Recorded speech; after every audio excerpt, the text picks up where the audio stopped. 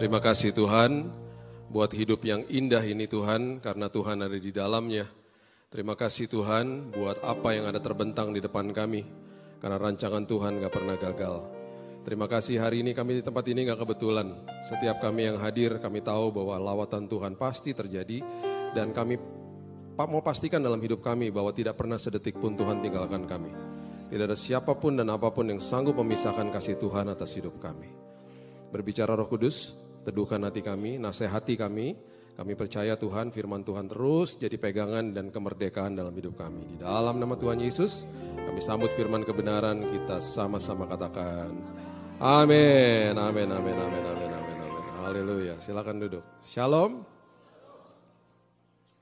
Thank you Nico, Ici, Elvis, semua tim PPW.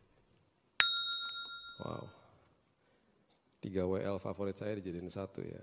Saya dilawat Tuhan langsung. Oke, buka sama-sama Kejadian 1 ayat 1. Kejadian 1 ayat 1, kejadian ada di perjanjian baru, amin. Ngecek aja udah sore soalnya. Udah pada ngopi berarti ya, oke. Kejadian 1 ayat 1, pada mulanya Allah menciptakan langit dan bumi. Ada 3 hal yang Tuhan ciptakan pada awal. Pada mulanya berarti Tuhan ciptakan waktu. Dan Tuhan ciptakan waktu untuk kita, berarti Tuhan kasih kronos buat kita. Kronos itu berarti 1 hari ada 24 jam, 1 tahun 365 hari. Kita diminta untuk mengelola waktu kita sebaik-baiknya. Bahkan kita juga dibatasi sama waktu, kita diberikan masa tugas. Masa tugas kita 70, kalau kuat 80 tahun. Ya, jangan stres ngeliatin saya itu ayat Alkitab. Ya. Mazmur 90 ayat 10. Ajari aku menghitung hari-hariku sedemikian supaya aku bertindak bijaksana. Nah, Tuhan bergerak di dalam Kairos. Kairosnya Tuhan itu dahsyat. Tuhan sudah ada di hari Senin besok. Menyiapkan yang terbaik bagi semua kita. Karena dia menembus waktunya manusia. Oke, pada mulanya. Kemudian Tuhan katakan, aku pada mulanya menciptakan bukan sekedar waktu, Tuhan ciptakan langit. Langit berarti Tuhan kasih ruang buat kita. Nah, di dalam ruang ini kita bergerak. Kita dipertemukan dengan orang yang tepat dan lain sebagainya sama Tuhan karena rancangan Tuhan indah. Kemudian Tuhan ciptakan bumi. Bumi berarti Tuhan ciptakan materi yang ada di dalamnya. Tuhan minta untuk kita kelola juga materi itu. Bahkan kalau kita mau kerucutkan, kalau kita buka Kejadian 2 ayat 5, pada mulanya belum ada semak, belum ada sesuatu yang berantakan, belum ada tumbuhan, belum ada sesuatu yang sudah rapih dan perlu ditata dengan baik dan di-maintain. Karena belum ada hujan. Kenapa belum ada hujan? Karena belum ada manusia untuk mengelolanya.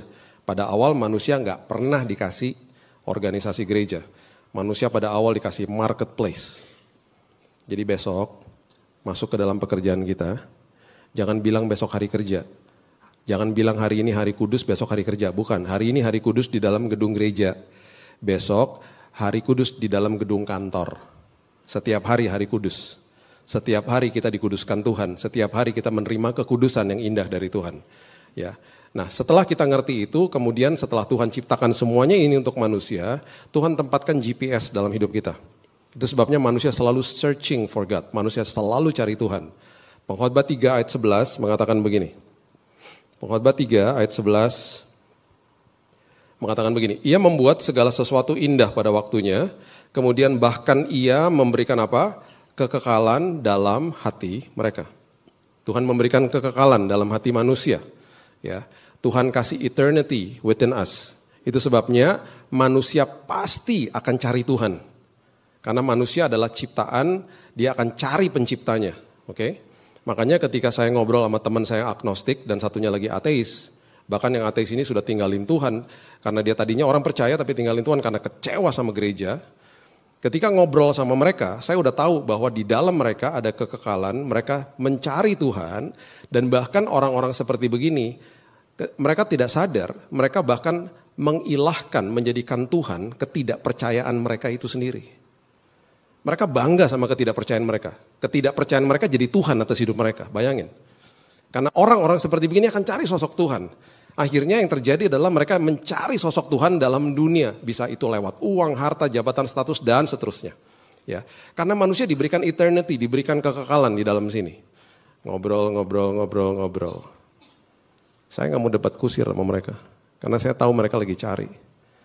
Dan ketika mereka tanya, Bill, kalau menurut lu gimana? Saya nggak pernah mau bilang begini, lu salah, lu nggak boleh gitu, saya nggak pernah ngomong gitu. Saya bilang gini, menurut gua, kan lu nanya sama gua, Menurut gua gini. Udah gitu biarin dia ngomong lagi. Supaya apa? Terus balik sama saya. Kalau enggak debat kusir mereka pergi nanti. Mereka cari. Dan mereka akhirnya sadar bahwa firman Tuhan katakan begini. Berbahagialah orang yang lapar dan haus akan kebenaran. Karena orang-orang seperti itu akan dipuaskan. Tidak ada kepuasan di luar kebenaran firman Tuhan. Dan akhirnya mentok toh. Akhirnya setelah 6 bulan, dua-duanya terima Yesus. Dua-duanya menjadi orang percaya. Bahkan mereka menjadi frontliners ketika ada orang-orang yang agak susah dikasih tahu, mereka yang ngomong duluan.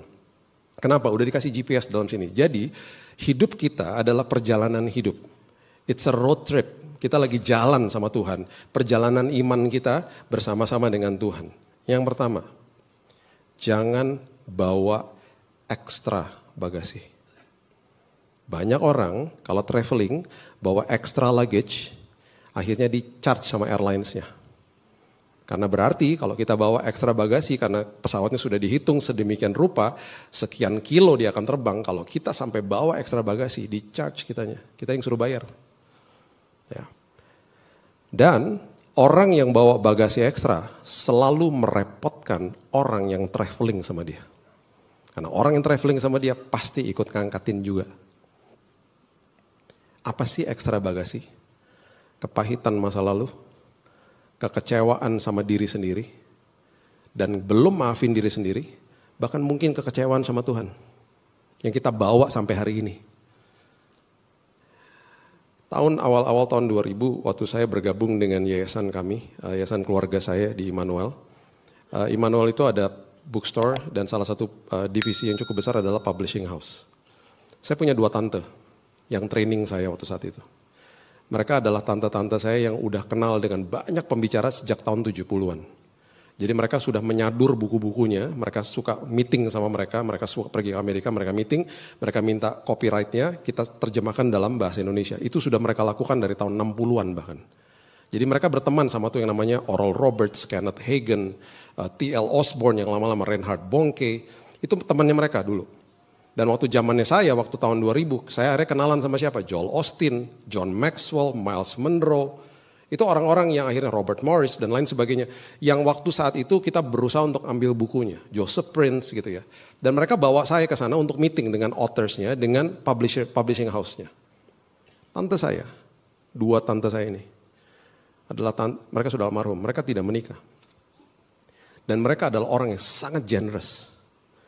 Mereka punya ponakan banyak banget karena sepupu saya banyak. Dan kita tinggal deket-deketan. Dan mereka adalah 2 tante yang demen banget beliin oleh-oleh buat ponakannya. Dan cucu-cucunya. Jadi kalau mereka pulang dari luar negeri, udah kebiasaan ada tradisi di rumah mereka buka koper. Semua diundang, makan malam, habis itu buka koper. Oleh-oleh bukan permen kecil-kecil begini, bukan. Dibeliin sepatu lah, dibeliin segala macam dan lain sebagainya. Dulu awal tahun 2000 kalau pergi ke luar negeri 32 kilo kali 2. Berarti 64 kilo satu orang. Kita kalau pergi bertiga berarti hampir 200 kilo. Jadi mereka belanja aja udah. Yang repot ngangkatin kopernya mereka, saya. Tante kebanyakan, udahlah Bill, kan cuma sekali setahun. Apalagi nanti kakak adiknya minta vitamin Centrum. Yang buat orang 50 tahun ke atas. Beli banyak ya, karena cuma setahun sekali kesananya. Yang repot saya. Perhatikan ini baik-baik. Banyak orang yang hidupnya bawa extra baggage. Dan dia gak sadar, dia bawa macam-macam dari masa lalu. Dan dia lupa bahwa akhirnya hidupnya merugikan orang lain. Yang pertama, orang yang bawa ekstra bagasi dari masa lalu, dia akan puter-puter terus di otaknya dia kekecewaan, kepahitan yang orang lain pernah buat atas hidupnya. Bahkan dia mulai puter-puter rekaman-rekaman yang kejadian masa lalu, dia mulai rekam dalam hidupnya dan dia mulai membuat strategi. Kalau nanti gue ketemu sama orang ini, dia udah atur perkataan-perkataannya. Amsal 4 ayat 23 mengatakan begini. Jagalah hatimu dengan segala kewaspadaan. Karena dari situlah terpancar kehidupan. Dan orang seperti begini, dia mulai rekam semuanya. Semua benih yang tadinya hanya sekedar diberikan kepada dia, memang bukan salah dia misalnya, tapi karena dibiarkan jadi akar kepahitan menjalar sangat jauh dan akhirnya bukan sekedar dia rekam dalam hidupnya, dia mulai keluarkan kata-kata yang sangat busuk dari hidupnya. Pernahkah Bapak Ibu dekat-dekat orang yang kata-katanya negatif terus, mencibir terus, asumsi terus, sensitif terus? Roma 3 ayat 14 mengatakan begini, mulut mereka penuh dengan sumpah serapah. Mulut mereka penuh dengan sumpah serapah. Udah mereka ngerekam semua perbuatan-perbuatan yang jelek itu dalam sini. Mereka kecewa sama diri sendiri. Bahkan akhirnya banyak yang orang kecewa sama Tuhan. Saya paham. Perhatikan ini baik-baik. Banyak orang yang berduka karena ditinggalkan the loved ones, orang yang mereka kasihi. Dan mereka kepahitan sama Tuhan. Bapak Ibu, kita nih gak didesain untuk pisah sama orang yang kita kasihi. Itu semua terjadi karena dosa. Satu hal Tuhan sudah pastikan dalam hidup kita, orang Kristen gak bisa mati. Orang Kristen jiwa dan rohnya hidup sampai selama-lamanya dengan Tuhan. Orang Kristen hanya dipisahkan dari tubuhnya saja. Orang Kristen istilahnya hanya meninggalkan dunia. Makanya di Tesalonika dibilang gini, jangan berduka seperti orang yang tidak memiliki pengharapan. Karena di dalam Kristus satu hari kelak kita akan berjumpa kembali dengan mereka.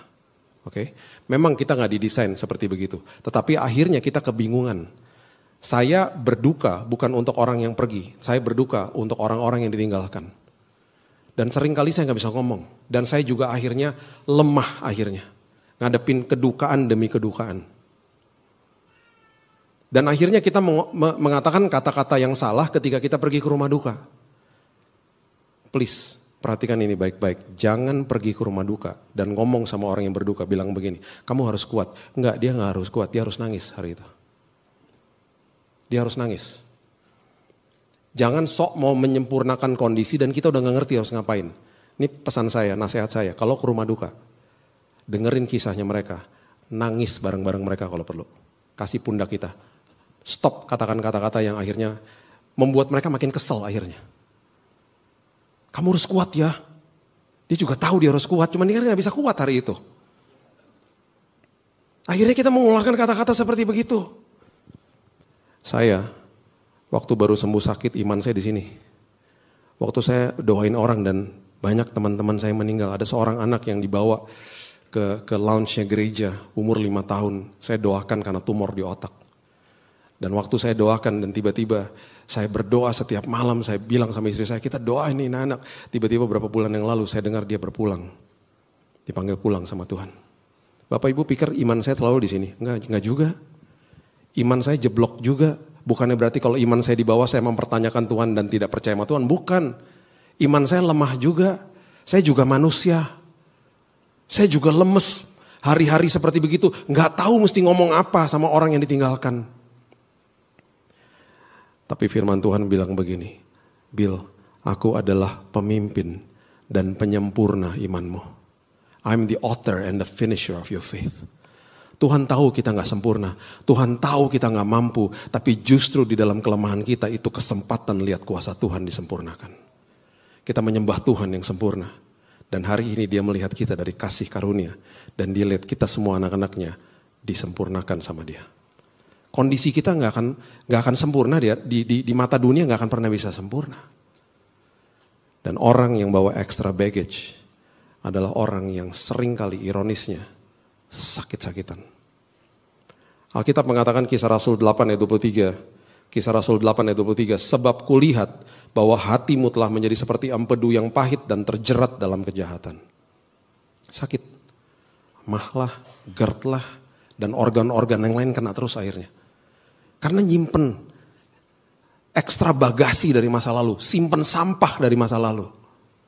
Dan yang paling mengerikan adalah orang yang simpen kepahitan dari masa lalu, dia akan membuat orang di sekitarnya pahit sama dia. Ibrani pasal yang ke-12 ayat yang ke-15 mengatakan begini, jagalah supaya jangan ada seorang pun menjauhkan diri dari kasih karunia Allah. Perhatikan kalimat ini. Because we're gonna go back here. Kita akan kembali ke sini. Perhatikan kalimat ini. Jangan jauh-jauh dari kasih karunia Tuhan. Perhatikan ini. Agar jangan tumbuh akar yang pahit. Oke? Yang menimbulkan apa? Kerusuhan dan mencemarkan banyak orang. Satu hari, saya lagi tidur siang, lagi masa SMA, papa saya ketok kamar saya. Karena biasanya jam 4, jam setengah 5 sore kita punya waktu ngopi sama ngeteh bareng. Mama saya orang India. Jadi kalau sore ada teh India. Pernah minum teh India? Enak banget. Papa ketok kamar karena kita dibiasain tidur siang. Dia ketok kamar, terus kamar biasa gak dikunci, dia masuk ke dalam. Terus dia ambil, ayo ngopi, minum-minum teh, makan roti dan lain-lain. Itu biasalah, kita kumpul lagi sore-sore. Saya lagi terbaring di tempat tidur saya, ngucek-ngucek mata. Dia duduk di sebelah saya. Gak tahu dia ngelihat apa di kamar saya, karena di kamar saya banyak poster band metal. Jangan hakimi saya, itu masa SMA saya. Saya suka band rock. Jadi dia ngeliatin gitu ya, dia ngeliatin, terus dia duduk di situ. Gak tahu apa yang nge-trigger dia, pikiran dia. Mungkin dia ingat sama masa lalu dia. Tiba-tiba secara random dia bilang gini, Bill, kamu tuh pernah dengar gak ceritanya Opa, papanya dia, yang saya gak pernah ketemu. Kenapa Pak? Kamu tahu kan Opa tuh tentara Kenil di Manado sana, di kampung Tomohon. Oke. Terus kenapa dia? Dia tuh jahat banget loh Bill. Dia terkenal adalah orang yang sangat-sangat jahat saat itu. Dan galaknya luar biasa. Kenapa Papa ngomong gitu?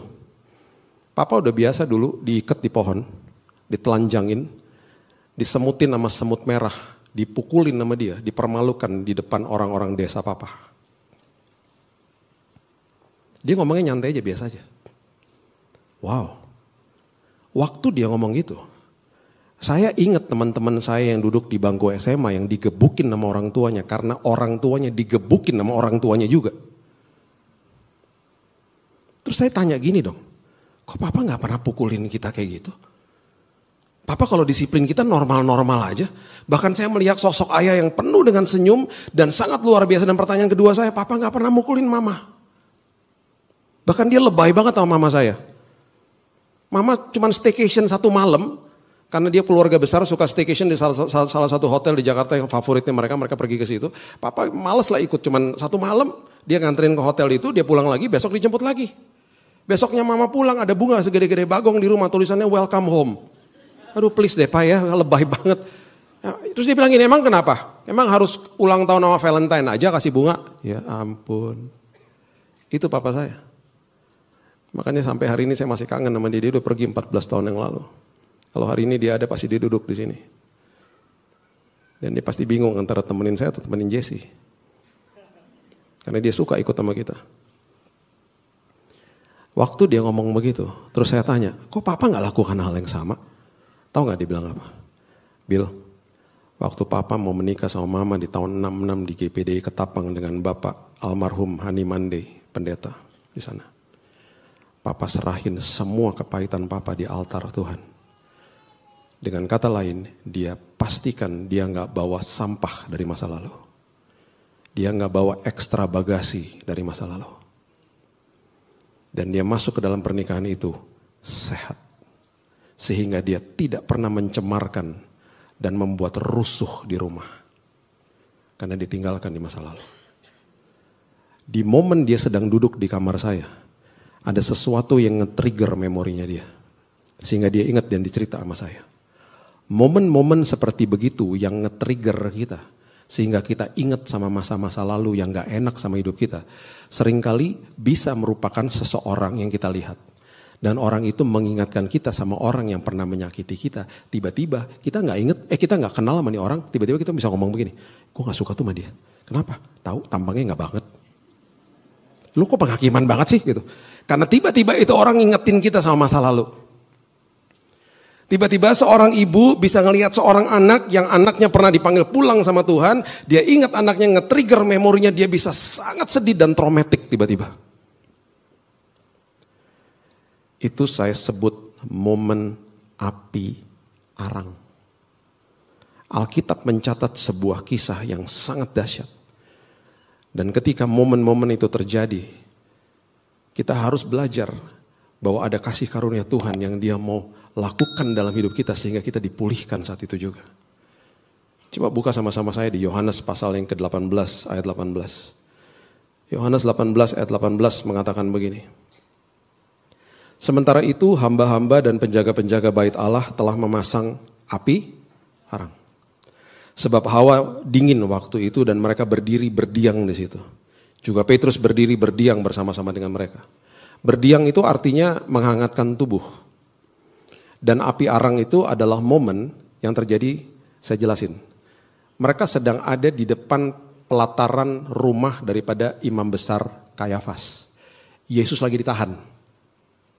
Di depan karena cuaca dingin mereka buat api arang. Kalau pernah nonton film-film ya biasanya ada gentong, kalau gitu tunawisma di New York misalnya gitu ya, the homeless. Mereka taruh kayu-kayu, mereka bakar, terus mereka berdiam. Berdiam itu artinya menghangatkan tubuh di situ. Kita nggak tahu apakah bentuknya api unggun atau apa, kita nggak tahu. Momen api arang. Petrus di situ lagi menghangatkan tubuh. Tiba-tiba ada orang datang ngomong sama dia gini, lu bukannya murid Yesus? Kita udah tahu apa yang terjadi. Dia sangkal Yesus 3 kali. Oke? Udah ya, terjadi ya. Ini ditulis sama temannya loh. Ditulis sama temannya namanya Yohanes. Yohanes adalah murid yang selalu fokus sama kasihnya Tuhan kepada dia, bukan kasihnya dia kepada Tuhan.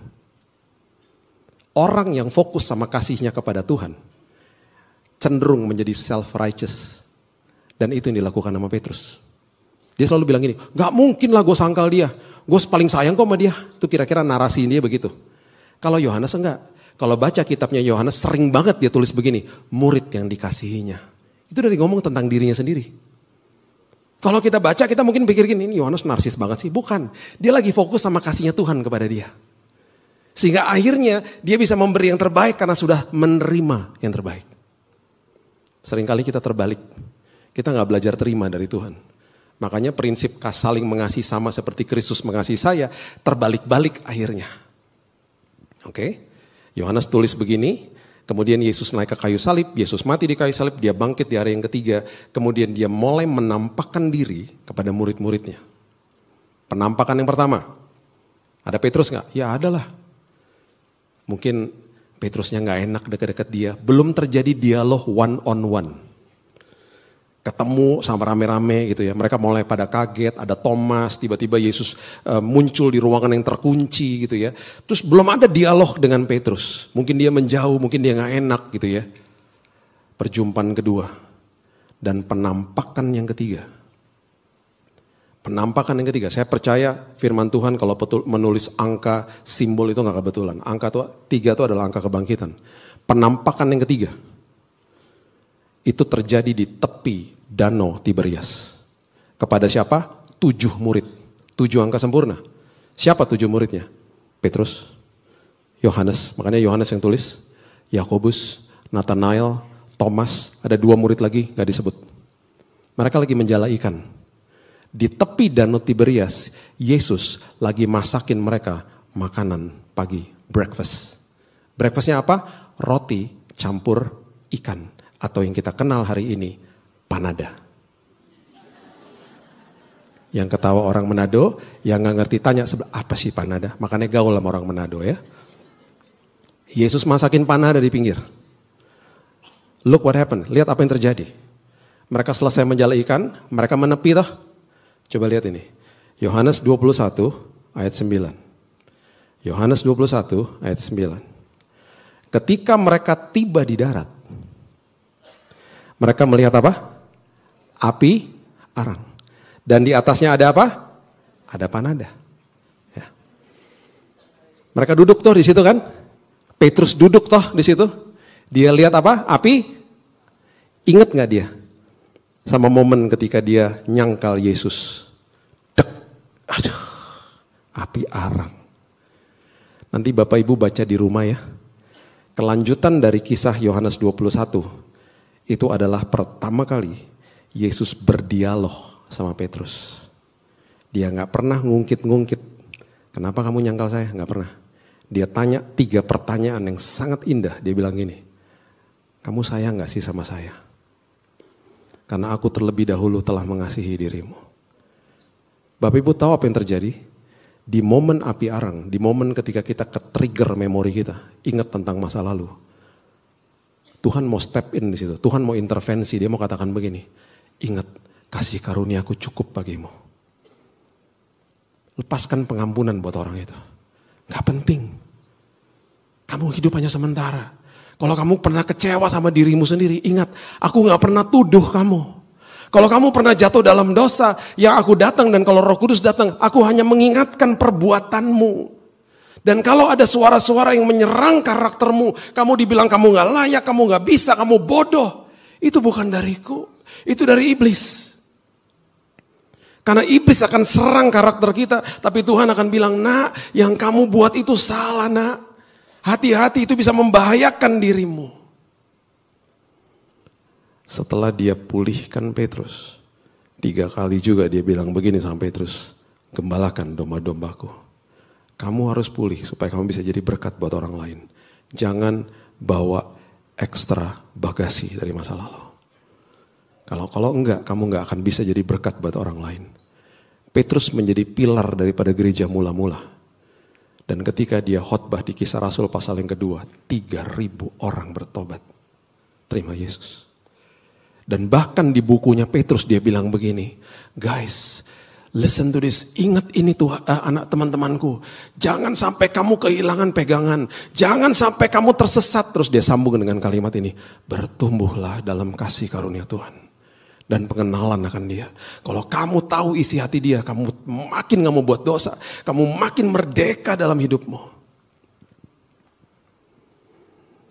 Itu sebabnya ketika kita sudah mengerti prinsip ini, tinggalin sampah-sampah masa lalu. Dan kemudian yang paling penting juga dalam hidup ini, kalau lagi jalan dalam hidup ini, kita punya layer pertemanan toh. Layer yang udah dibilang ring 1. Pastikan orang-orang itu senilai sama kita, bukan sehobi sama kita. Kalau kita bisa dapat orang yang satu nilai dan kemudian bisa satu hobi, bagus. Kalau enggak, hati-hati. Amsal 13 ayat 20 mengatakan begini. Siapa bergaul dengan orang bijak, menjadi bijak. Tetapi siapa berteman dengan orang bebal, menjadi malang. Orang yang nganterin paket, itu akan ada di luar pagar. Betul gak?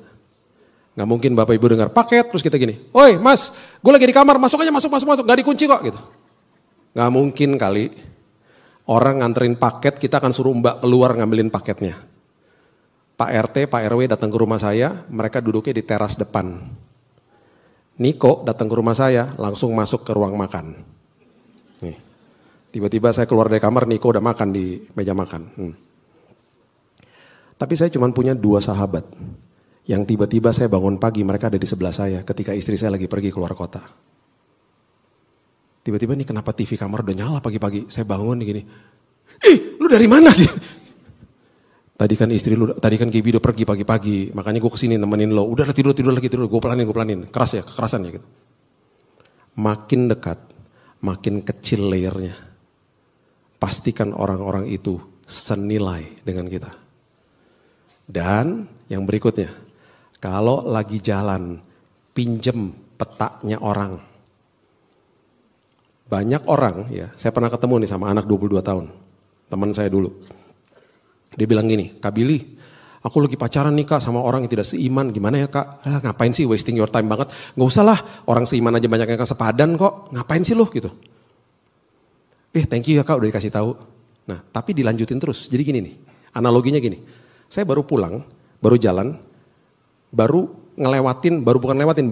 kembali dari jalan yang buntu tuh. Jadi saya balik dong karena buntu kan.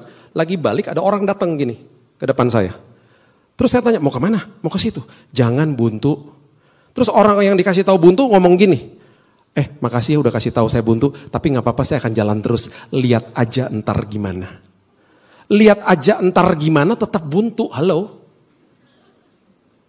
Lu mau bilang lihat aja entar gimana. Pasti lu juga akan balik juga. Ngapain wasting your time?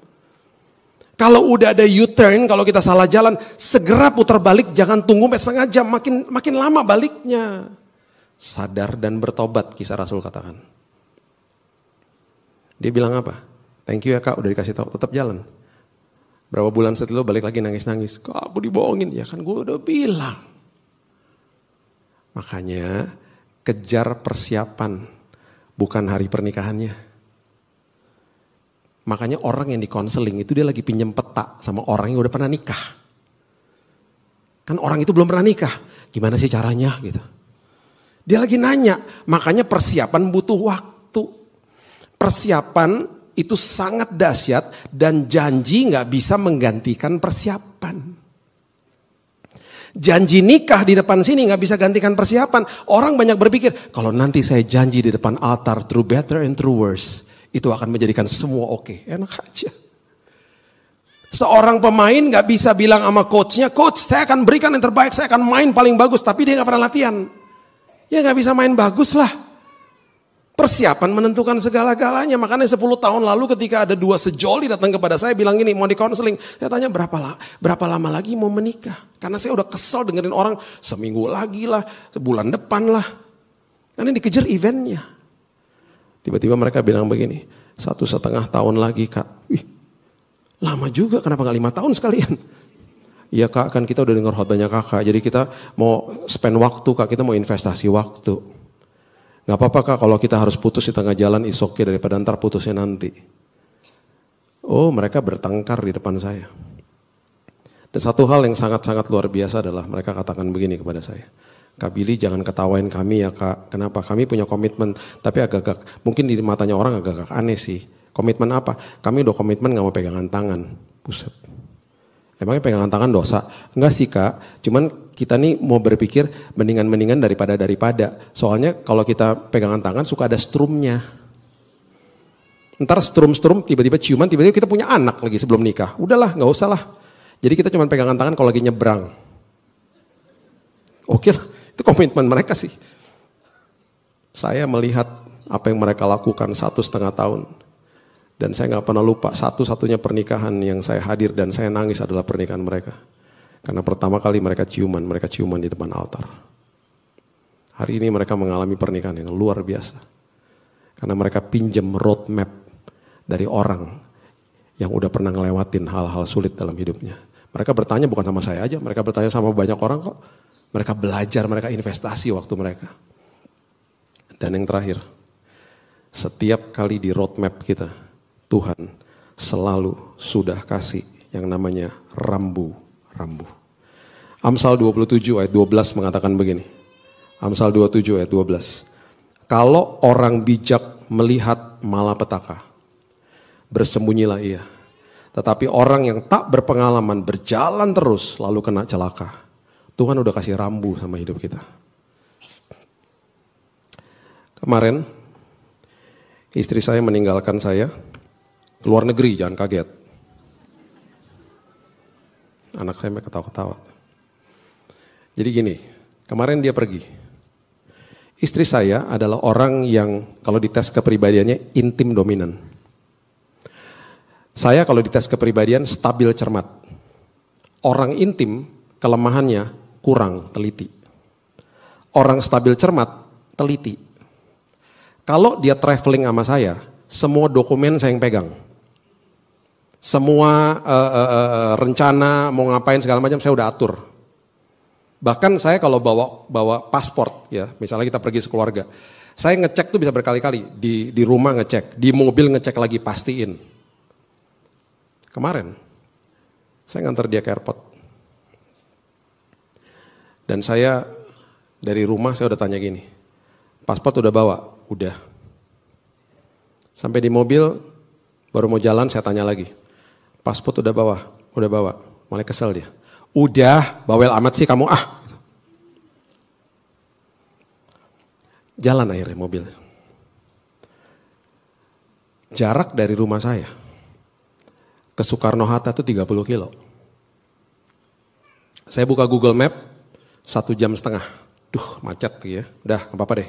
Sebelum keluar dari kompleks perumahan saya, tiba-tiba ada suara Tuhan bilang begini, Bill tanya sekali lagi, minta pasportnya dibuka. Tuhan, udah 2 kali saya nanya dia bete sama saya.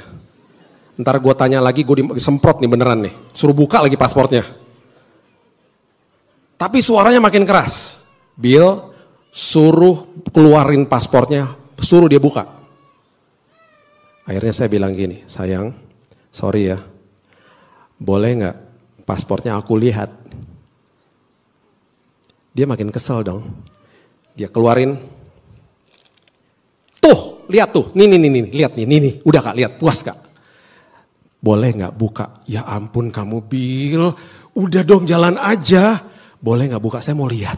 Coba mau lihat aja. Ya isinya paspor, ini paspor. Buka aja, saya cuma mau lihat.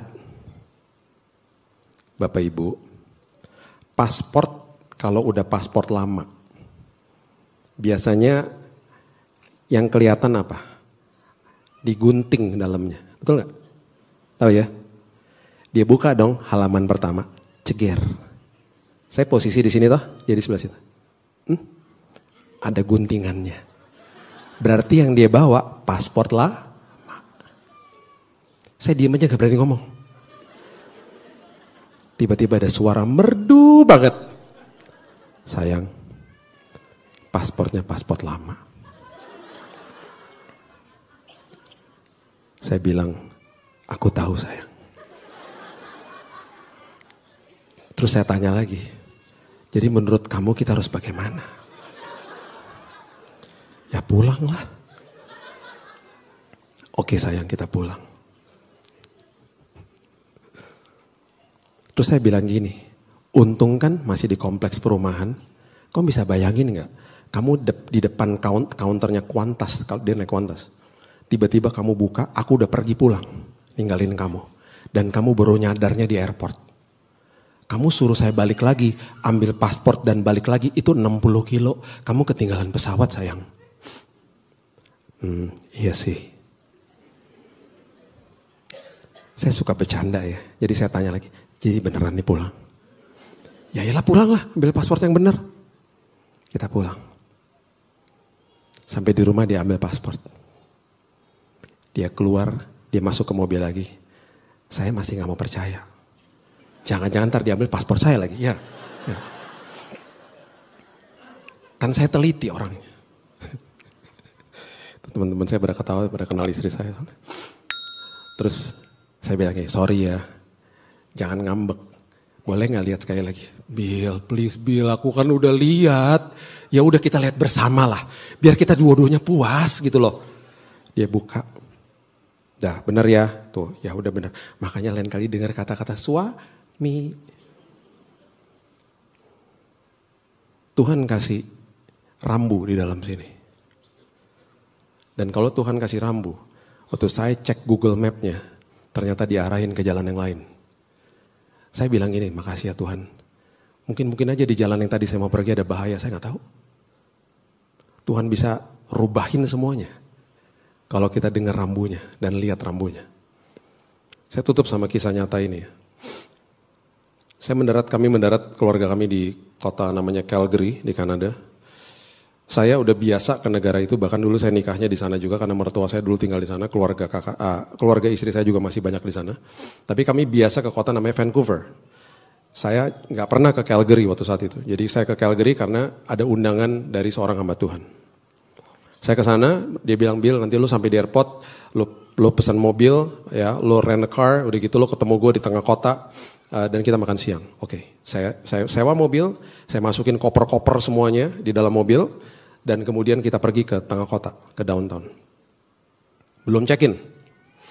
Saya cari tempat parkir gak dapat. Tiba-tiba ada satu tempat kosong. Ya udah parkir di situ aja. Puji Tuhan dapat tempat kosong, parkir. Parkir saya langsung makan. Selesai makan 2 jam di restoran, selesai. Saya mau check-in ke hotel, kita kembali ke mobil. Tiba-tiba mobilnya hilang. Mobilnya gak ada. Seperti biasa, seorang istri bilang begini, gak di sini parkirnya, di sini sayang. Kita harus tahu ya, pria itu jagoan visual, wanita jagoan ngomong. Makanya dulu ya, udah kejadian berkali-kali kalau parkir di mall misalnya, parkir di B1, istri saya suruh jalan, kamu jalan duluan. Karena saya jago visual, kita laki-laki jago visual. Parkir di B1, kita masuk ke dalam mall, kita udah tahu liftnya naik ini. Pas keluar di mall, kita udah tahu tokonya patokannya ini, ntar keluar lewat sini. Waktu balik begitu juga dong. Patokannya ini, biasalah ibu-ibu kan. Bukan di situ parkirnya, udah sayang di sini ikutin aku. Bukan di situ, Tuhan bungkam mulutnya, Tuhan bungkam mulutnya. Tuhan tolong dia Tuhan. Bukan di situ, ngomong terus, di sini sayang, udah ikut aja. Tuhan jamah mulutnya Tuhan. Bukan di situ, bukan di situ, bukan di situ. Akhirnya ketemu gak mobilnya? Ketemu kan? Tahu gak pas mobilnya ketemu, istri saya bilang apa? Tadi gak di sini parkirnya? Tadi gak di sini? Emangnya dipindah-pindahin satpam? Dari tadi juga di sini sayang. Enggak, tadi gak di sini. Di sini. Kenapa sih kamu gak mau ngakuin aja? Kamu yang salah gitu. Ya udah, masuk mobil aja. No, my wife is a beautiful wife. Saya lagi mumpung gak ada dia nih, jadi saya bisa ngomongin. Cuma ada anak saya di sini. Tadi saya udah bilang, tadi aku udah ceritain cerita paspor. Ya, makanya kan ada hikmahnya kan, ada berkatnya, kamu bisa bagiin ke jemaat kan. Emang kamu ngomong apa aja? Udahlah, pokoknya kamu bagus lah, pokoknya kamu akhirnya sadar ceritanya gitu. Dan kamu tuh sangat luar biasa, udahlah, pokoknya gitu aja. Dah, mobil hilang toh. Dia cari-cari ke tempat lain, memang di situ parkirnya. Akhirnya saya telepon 911. I want to report a stolen car. Mobil saya hilang. Terus ditaruh di on hold. Oh bentar kami cek. Dia lagi cek. Tiba-tiba saya lagi berdiri di situ. Saya lihat-lihat. Ternyata ada rambu di situ. Kecil rambunya. Tulisannya gini. Loading zone. Anyone park here will be towed away. Siapa yang ini tempat untuk bongkar muatan. Jadi kalau ada yang parkir di situ akan segera diderek. Ini bukan tempat parkir.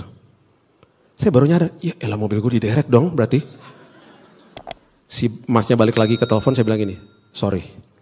Sekarang saya berpikir kayaknya mobil saya diderek nih. Oh gitu, Anda parkir tempat yang salah, sepertinya begitu. Bentar saya cek lagi, bener dia balik dia bilang gitu, betul. Mobil kamu ada di jalan ini ya, betul. Mobil kamu ini nomor polisi ini, iya betul. 1 jam lalu diderek. Sore nanti bisa diambil di tempat dikasih tahu lokasinya. Bapak Ibu tahu dendanya berapa? 1,8 juta. Cuman gara-gara saya nggak lihat rambunya. Dan saya paling kesal sama mbaknya saat sore hari itu. Karena saya bilang gini sama mbaknya, Mbak, kayak di Jakarta dong, rambu tuh gede-gede. Kenapa sih rambu tuh kecil-kecil banget gitu loh di sini? Saya kan jadi nggak bisa lihat, tau nggak dia ngomong apa? Tapi kan ada. Bapak aja nggak lihat. Kesel banget saya. Saya masih ingat tuh mukanya dia. Tapi saya udah pastikan saya gak bawa bagasi ekstra karena saya udah lepaskan pengampunan buat dia. Saya cuma mau kasih tahu sama kita, perhatikan rambunya. Tuhan seringkali kasih damai sejahtera, kasih sukacita, dan kalau sampai ada pintu-pintu ditutup, itu berarti ada bahaya di balik itu.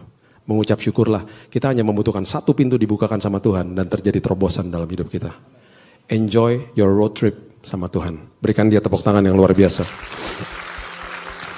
Bapak yang baik, terima kasih buat hari ini. Aku berdoa Tuhan, meteraikan firman-Mu dalam setiap kehidupan kami. Karena kami juga dimeteraikan sama Roh Kudus. Di dalam perjalanan iman kami Tuhan, kami sudah dikasih GPS sama Tuhan. Komitmen kami hari ini Tuhan, kami mau tinggalin semua sampah dari masa lalu kami. Kami mau pilih orang yang senilai dengan kami untuk berjalan bersama dengan kami. Kami mau pinjam map daripada orang-orang yang sudah mendahului perjalanan kami. Kami mau belajar. Kami mau terus belajar supaya kami tidak salah langkah. Dan terlebih lagi Tuhan, kami mau perhatikan rambu-rambunya. Berikan damai sejahtera, suara Tuhan, teguran Roh Kudus, nasihat daripada Roh Kudus. Supaya kami tidak mengambil jalan yang salah. Terima kasih Bapak yang baik meteraikan firman ini karena kami juga sudah dimeteraikan sama Roh Kudus. Hanya di dalam nama Tuhan Yesus kami sudah menerima firman kebenaran. Kita sama-sama katakan, amin. God bless you.